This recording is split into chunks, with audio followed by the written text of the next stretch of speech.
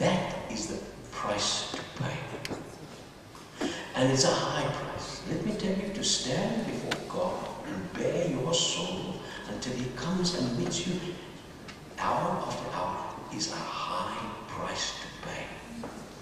And it's too high for too many preachers, because they can easily get a sermon out of the books.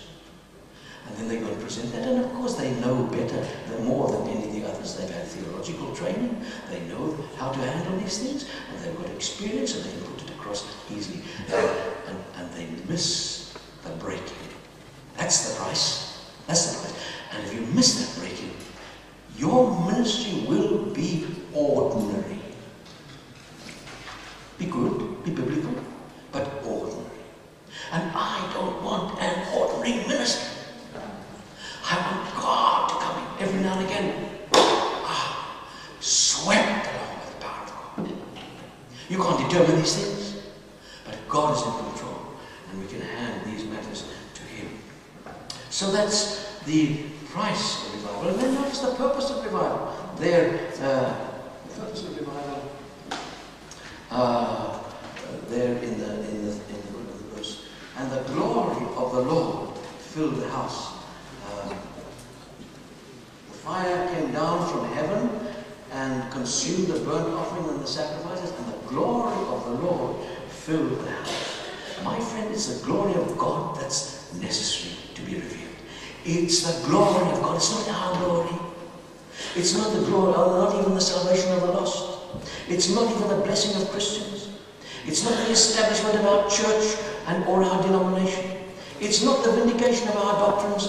It's the glory of God. We read with Moses, I beseech thee, show me thy glory. We read in Paul, the glory of his power.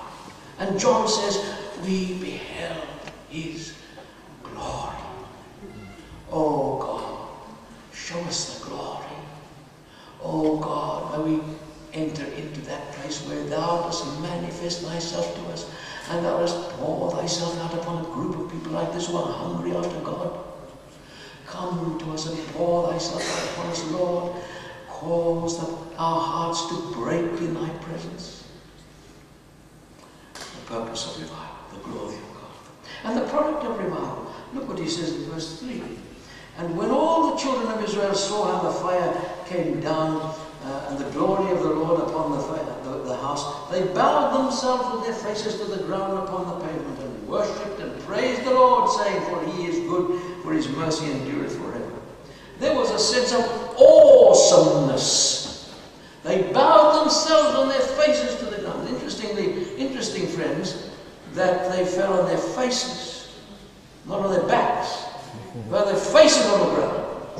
And there they were worshipping God, and there was a sense of unworthiness.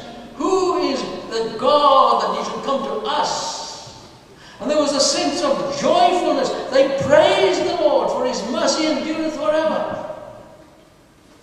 I was in a Bible college in South Africa for 12 years, 13 years, in Cape Town. In 1972, God came to us, and there was a mighty move in that college. Those students put away their studies. The corridors rang with song. They prayed, they prayed, they prayed, they prayed. All afternoon. We didn't cancel the lectures, we had the lectures, but all afternoon they just put their studies away and they prayed. And they praised. And the glory of God was in the place. You heard the singing. You heard, oh my, what wonderful times. It was the power of God released. You know, when Duncan Campbell, long ago, Duncan Campbell had spent 5 years in the Faith Mission. And then he got married, and he resigned from the Faith Mission and went into the United Free Church. And he was in that church for 18 years. And God was speaking to him. He had revival in those first 5 years in the Faith Mission. And his daughter said to him one day, Daddy, I read here in these books about the revivals in Skye and Adnamurchen when you were just a young man. Why don't we have revivals with your ministry today?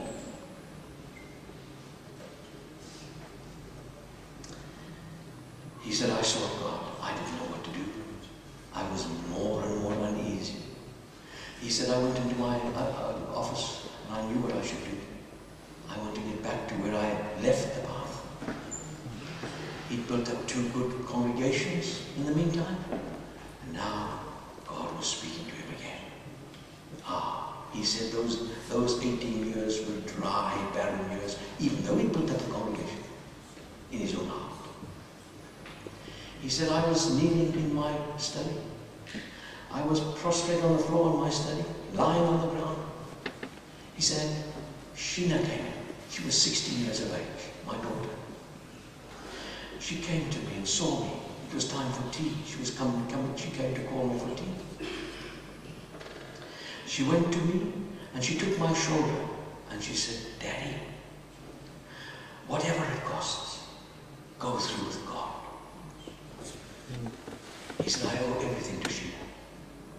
Whatever it costs, go through with God. I rose. I wrote a letter of resignation to the church. I wrote a letter of application to the Faith Mission. I started again in where I left off in Skye. And by the end of that year, he was in Lewis with a revival.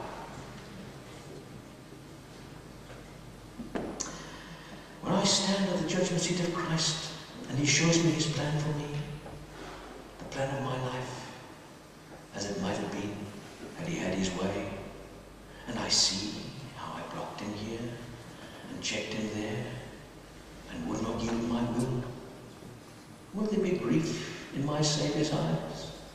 Grief, though he loves me still. He will have me rich, but I stand there poor, robbed of all but his grace, while memory runs like a hunted thing down the years that it cannot retrace. And my desolate heart will well nigh break with the tears that it cannot shed. I'll cover my face with my empty hands and bow my uncrowned head. Oh Lord, of the years that are left to me, I yield them to thy hand. Break me, melt me, mold me to the pattern that thou hast planned. Gypsy Smith took a piece of chalk, drew a circle on the ground, got into the circle, got on his knees in the circle, and he said, I'm not coming out of this circle until revival has come into this circle.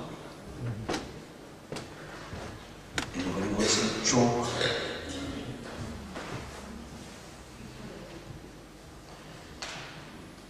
Where we can confess our failures, our laziness, our lack of dedication, our lack of motivation, our lack of love, our cold hearts, our empty service, so mechanical, so professional, our wood and our stay and our hay and our stubble, our seeking to uplift ourselves in the eyes of others, our begrudged cooperation to help others, our innate selfishness, have been working half-heartedly. Oh, the joyless hours in his service. Oh, the lack of spontaneous reaction of love to people. The calculated amount we give of ourselves, the careful generosity. The dark moods when our wills are crossed. The critical words spoken. The sad break in friendship, patched up somehow. The harsh attitude. Do our heart conditions need to be exposed? Has self-pity come in? Has it led to bitterness? And can you say that your heart is filled with love? Can it be? Come to Jesus. He understands your heart now. With infinite tenderness, he can forgive and heal and bind up the broken hearts. Come, relinquish, yield, pour out your soul to him. Let his light shine into the deepest crevices of your being. Be honest with God.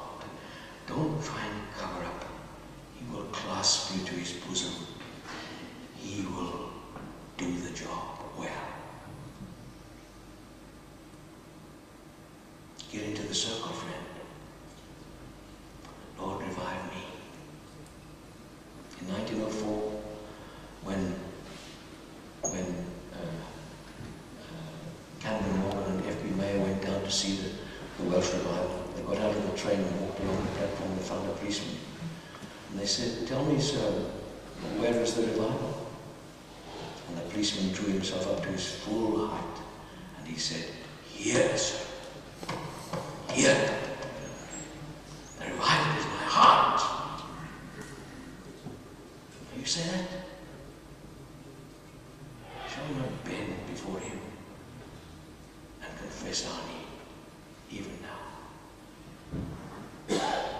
How is your prayer life?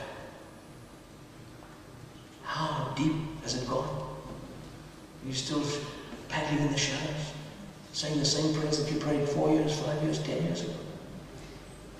Has it developed into a relationship, an intimate relationship with Jesus? Oh my God, have mercy on us all, and revive all our hearts. Shall we bow in prayer?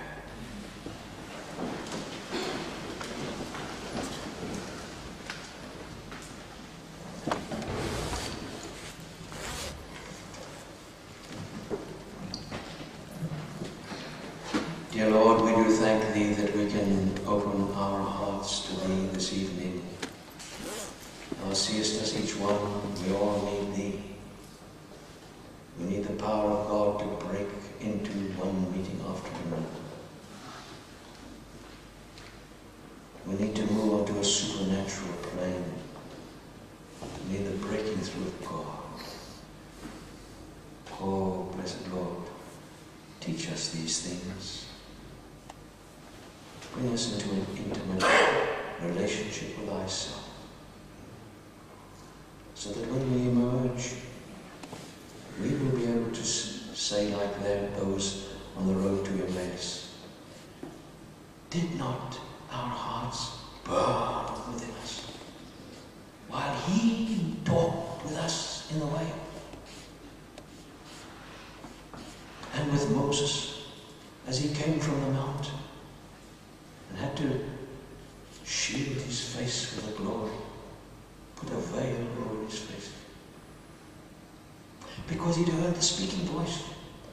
And we thank Thee that the secret of the shining face and of the burning heart is the speaking voice. Speak, Lord, speak into our very hearts now and accomplish Thy purpose. In Jesus' name.